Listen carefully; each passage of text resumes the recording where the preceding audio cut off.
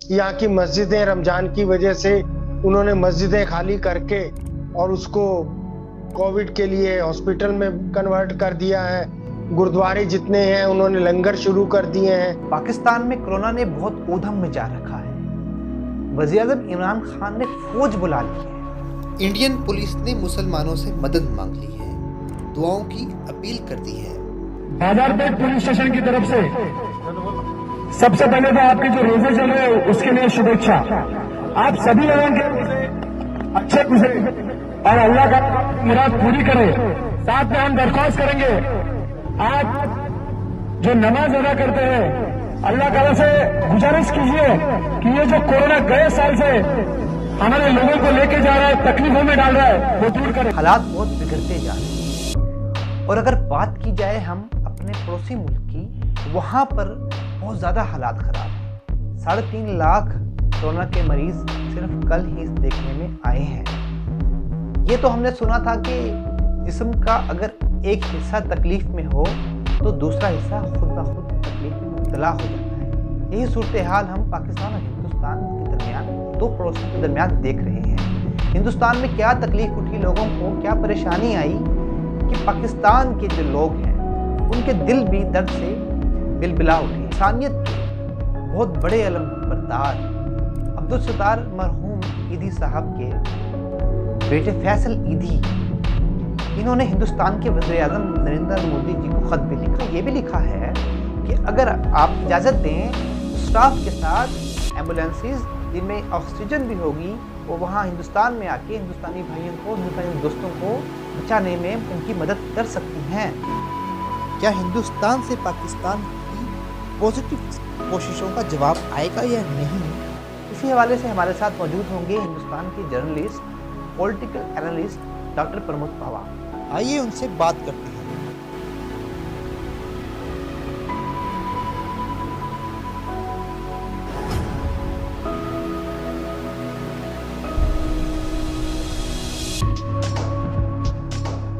जनाब आदाब, उम्मीद है आप सब लोग खैरियत से होंगे। हमारे सामने इतलात आ रही हैं, इंफॉर्मेशन आ रही है कि वीडियोस भी ऐसी आ रही हैं कि दिल्ली में बड़ी सूरत हाल ख़राब है और वहाँ पे फुटपाथ पे लेटे हुए हैं पेशेंट और उनका इलाज नहीं हो पा रहा। तो इस सब हवाले से मैं ये सोच रहा हूँ पाकिस्तान में भी ये सूरत हाल है। 2 हफ्ते बाद लॉकडाउन लगाने की यहाँ पे तैयारियां हैं, फौज को बुला लिया गया है। हिंदुस्तान में भी ये हालत इस तरह की बहुत ज्यादा खराब है। हम दोनों मुल्क एटमी ताकत हैं, न जाने ये एटम बम जो हम दोनों ने बना रखा है इस पे इतना खर्चा आ रहा है कि किस काम आएगा।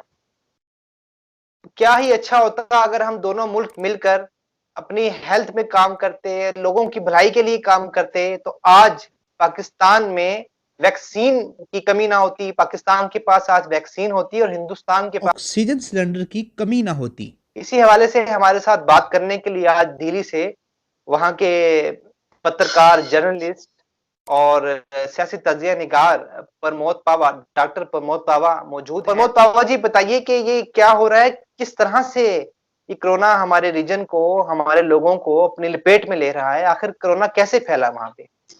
देखिए, सबसे पहले तो मैं अब्दुल सत्तार ईदी फाउंडेशन को और फैसल साहब को बहुत बहुत शुक्रिया अदा करता हूं। उन्होंने इतनी अच्छी सामने से ऑफर किया और इमदाद के लिए उन्होंने हाथ बढ़ाया। मुझे याद है कि हमारे यहाँ के एक बहुत मशहूर नगमा निगार हैं संपूर्णानंद कालड़ा, जिनको गुलजार के नाम से जानते हैं सब।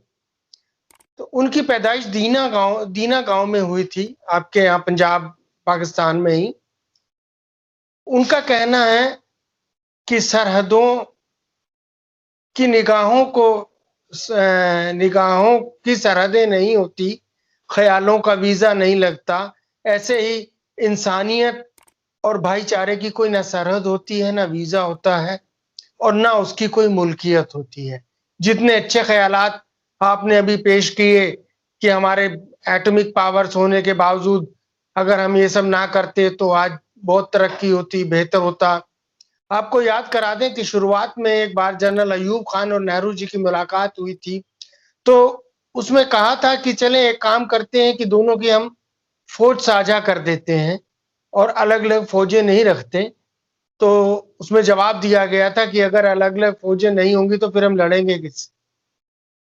तो वही बात है कि अगर इतना ही भाईचारा, इतनी ही मोहब्बत, इतनी ही इंसानियत होती तो 1947 में बंटवारा ही क्यों होता। यहाँ पे बाबा जी बहुत अच्छी आपने बात देखिए रखी है। जैसे आप उसकी बता रहे हैं कि 3.5 लाख हमारे यहाँ इफेक्टिव हैं और ये हालात हैं, तो अगर 130 करोड़ की पॉपुलेशन है तो उसके हिसाब से 3.5 लाख हो भी सकते हैं। जितनी छोटी कंट्री होगी, जितनी छोटी पॉपुलेशन होगी, उतनी क्वांटिटी भी, उतनी भी नंबरिंग भी कम होगी। और अगर आप उसके हिसाब से देखें, पॉपुलेशन के हिसाब से, तो आप मान सकते हैं कि अगर पाकिस्तान मिला ना करे, ऐसा ना हो कभी, अगर पाकिस्तान में 40-50 हजार भी इसके मरीज आते हैं तो उसको आप हिंदुस्तान के, इंडिया के बराबर ही समझें। और ये क्यों फैला, फैलने के बहुत सारे पीछे रीजन है। कुछ लोग कहते हैं कि सेकंड वेरिएंट आया है और ये आना ही था। उसके अलावा हमारे यहाँ इलेक्शन की रैलियां बहुत चलती रही, लोगों के दिमाग से, लोगों के जहन से खौफ खत्म हो गया और लोगों ने सोच लिया कि नहीं, अब तो चला ही गया कोरोना, अब तो कोई डर ही नहीं है।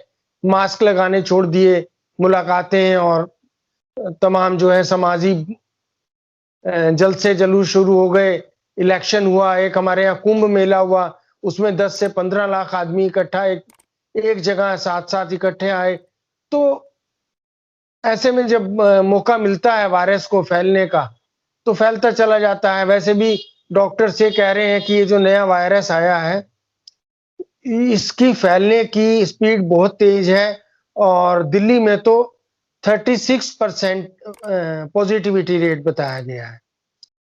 बाकी ऑक्सीजन की कमी की बात है तो ऑक्सीजन कम नहीं है। अभी हमारे एक मिनिस्टर ने, पीयूष गोयल हैं, उन्होंने ये दावा किया था कि अगर सारी भी ऑक्सीजन कितनी भी इस्तेमाल आ जाए तो भी 54% मैक्सिमम चाहिए होती है जितनी इंडिया में अवेलेबल है। लेकिन दिक्कत क्या हुई कि यहाँ मैनेजमेंट की कमी हो गई। जो हमारे सियासतदान हैं, जो हमारी हुकूमत है, वो लोग तो अपने इलेक्शनों में बिजी रहे, रैलियां करते रहे, जलसे जुलूस करते रहे, लेकिन किसी ने ये ध्यान नहीं दिया कि जरूरत पड़ने पर अगर ऑक्सीजन की फराहमी करानी होगी तो कैसे करानी होगी। अब इतने बड़े हिंदुस्तान में आप यकीन नहीं करेंगे, सिर्फ 2000 ट्रक हैं जो ऑक्सीजन को इधर से उधर कैरी कर सकते हैं। और इतना बड़ा हिंदुस्तान है, दिल्ली में तो ऑक्सीजन बनती नहीं है। जहां बड़े बड़े प्लांट हैं वहां से आने में ही 3-3, 4-4 दिन लग जाते हैं। इकट्ठे जब बहुत सारे पेशेंट एक ही हॉस्पिटल में आ जाएंगे तो ये थोड़ी सी दिक्कत जरूर आई है, थोड़ी सी क्या बहुत दिक्कत आई है। लेकिन फिर भी इस दौरान जो सिविल सोसाइटी है उसकी खिदमत काबिले तारीफ है। यहाँ की मस्जिदें रमजान की वजह से उन्होंने मस्जिदें खाली करके और उसको कोविड के लिए हॉस्पिटल में कन्वर्ट कर दिया है। गुरुद्वारे जितने हैं उन्होंने लंगर शुरू कर दिए हैं, खाने की दिक्कत नहीं होगी कहीं भी। ऑक्सीजन की सप्लाई प्राइवेट और वॉलेंटरी बहुत सप्लाई हो रही है। किसी पेशेंट को दिक्कत हो तो वो सिलेंडर ले सकता है, लेकिन हॉस्पिटल में सिलेंडर से सप्लाई नहीं होती, उनके अपने टैंक होते हैं। इसलिए हॉस्पिटल में ऐसा लगता है कि बहुत कमी आ गई, दिक्कत आ गई। अभी हमारे यहाँ की एक ऑर्गेनाइजेशन है खालसा एड, उसने आज ही तजवीज दी है कि अगर किसी पेशेंट को चाहिए तो हम उसको घर पर ही ऑक्सीजन की मशीन प्रोवाइड करा देंगे बिना कोई चार्ज लिए। तो अल्लाह बेहतर करेगा। बाकी इंसान तो सिर्फ प्लानिंग बना सकता है, लेकिन सबसे बड़ा तो रजाकार ऊपर वाला ही है। उसकी प्लानिंग के सामने सब फेल हो जाती है। और इंसानियत जिंदा है, जिंदा रहनी चाहिए। जनाब पावा जी, ये बताइएगा कि जो खत लिखा है पाकिस्तान की तरफ से हिंदुस्तान को, जो खत मिला, क्या उसका पॉजिटिव जवाब आएगा या फिर सिर्फ कोरोना के ही टेस्ट पॉजिटिव आते रहेंगे? नहीं, देखिए, जो खत लिखा है वो एक एनजीओ ने लिखा है, एक फाउंडेशन ने लिखा है, वो हुकूमत पाकिस्तान ने नहीं लिखा है। अगर इमरान खान साहब सामने से लिखते अपनी उसके लिए। देखिए, मैं यहाँ पे रोकना चाहूंगा, इमरान खान साहब से ऐसे तवक्को मत रखिए। उनकी रंगीन मिजाजियां तो उन्होंने जितनी की हैं वो उन्होंने कर ली और बातें भी उन्होंने कर ली, लेकिन उनके पास, उनके पल्ले कुछ करने के लिए है नहीं दोनों मुल्कों की आम लोगों के लिए। वो सिर्फ सियासत कर रहे हैं, वो सियासत करते रहेंगे। आप तो सर ये बता दीजिएगा कि फाउंडेशन के हवाले से भी ये जो है वो इंटरनेशनल लेवल पे फाउंडेशन मानी जाती है, अब्दुल सत्तार ईदी साहब के बेटे ने लिखा है, क्या वो उसका पॉजिटिव इंडिया की तरफ से जवाब आएगा, या फिर हम लोग जो हमारे एटम बम है उसी की हिफाजत करते रहेंगे और आपस में लड़ते रहेंगे? नहीं, अगर आपके लिए पॉसिबल हो तो आप हमारा मैसेज भेज दें खान साहब के घर तक कि अगर वो खुद कोई इमदाद नहीं कर सकते तो बराए मेहरबानी भाभी जान पिंकी पीरनी जी से 2-4 ताबीज भिजवा दें, जिससे हमारे लिए बेहतरी हो जाए। उनके घर का तो पता नहीं है, वो खुद किसी के घर में रहते हैं। उनका कहना ये कि बनी गाला भी उनके पैसों से नहीं बना, और अच्छा। जिसने बनाया उनके लिए उनके साथ आपको पता है हादसा हुआ, तो वो आजकल लंदन में रह रही हैं। तो वो आप इस चीज को छोड़िए, लेकिन मुद्दे पे आइए, ये बताइए कि क्या हिंदुस्तान की तरफ से पॉजिटिव जवाब आएगा जो यहाँ से खत लिखा गया है उस?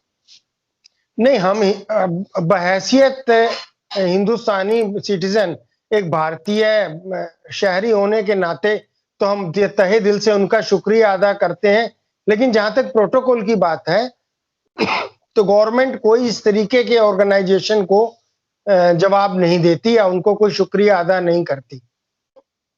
जैसे गवर्नमेंट की तरफ से अगर ईदी फाउंडेशन को कोई इमदाद भेजी जाती है तो ईदी फाउंडेशन भी किसी सरकार की इमदाद को एक्सेप्ट नहीं करता। ऐसे ही जो हमारे यहाँ के इस तरीके के खिदमत यहाँ बाबा जी, मैं आपको रोकने की गुस्ताखी करूंगा और आपको ये याद दिलाना चाहूंगा कि एक दफा यहाँ पे एक छोटी बच्ची थी जिनकी परवरिश इन्होंने की, ईदी साहब ने की, उन्होंने ख्याल रखा, और जब वो बड़ी हुई तो उन्होंने बताया कि मैं हिंदुस्तान की रहने वाली हूँ।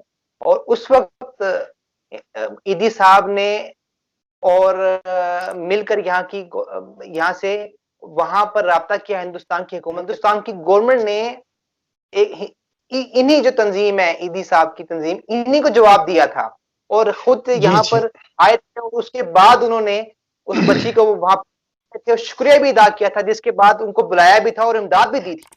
तो ये तो हम ना कहें ना कि नहीं होता। आपको सुन लीजिए, आपको सुन लीजिए करते तो ये जी रीत है, तो नहीं क्या इस रीत टूटना चाहिए या नहीं टूटना चाहिए? नहीं, क्या हमें अरे सुनिए, तो आपको याद होगा कि जब वो बच्ची आई थी, गीता था उसका नाम, तो उसको लाने में हम भी बीच में थे, हम भी सुषमा स्वराज के साथ थे, और तब मोदी जी की हुकूमत थी और हमारी वजीर खारजा थी सुषमा स्वराज। तब हमने हुकूमत हिंदुस्तान ने उनको 6 लाख रुपए या कुछ जो भी अमाउंट था वो देने की तजवीज दी थी। तो फैसल साहब ने और उनकी अम्मी जान ने, मोहतरमा ने मना कर दिया था कि वो किसी भी हुकूमत का या किसी भी सियासी पार्टी का कोई इस तरीके से इमदाद नहीं लेते हैं। ये तो उनकी भी अपनी प्रोटोकॉल है, अच्छी बात है, जैसा भी है। बाकी दूसरा, ये सरकारी प्रोटोकॉल यही होता है, आप कहें डिप्लोमेटिक, कि हुकूमतें किसी जाती ऑर्गेनाइजेशन को जवाब नहीं देती। वो उनकी मेहरबानी है, उनकी इंसानियत है, और उसके लिए हम उनको सलाम करते हैं और पूरा हिंदुस्तान उनको सलाम करता है। और ईदी साहब को यहाँ भी बहुत इज्जत से देखा जाता है, ऐसी बात नहीं है कि कोई हमको, और फिर कुछ भी और थे तो वो हमारे गुजरात के ही ना। ठीक है, आप बहुत शुक्रिया पावत जी, आप हमारे साथ रहे। अपना बहुत बहुत ख्याल रखिए, और हिंदुस्तान के दोस्तों को, लोगों को हमारी तरफ से बहुत बहुत प्यार। आप भी सलामत रहें, आपके लिए भी हम दिल से दुआएं करते हैं। अल्लाह सबको खुश रखे, आमीन।